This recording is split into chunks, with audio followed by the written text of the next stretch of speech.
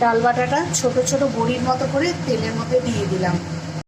ডালের বড়াগুলো হালকা করে ভেজে নিলাম।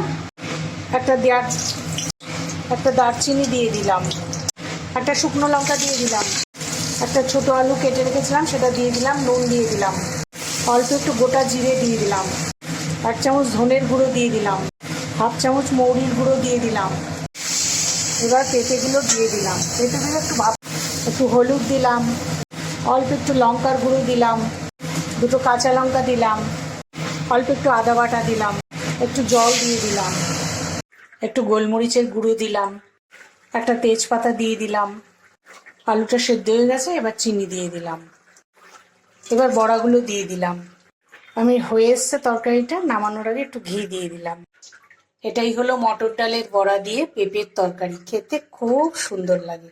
নিরামিষ তরকারি হিসাবে এটা একটা ভালো তরকারি।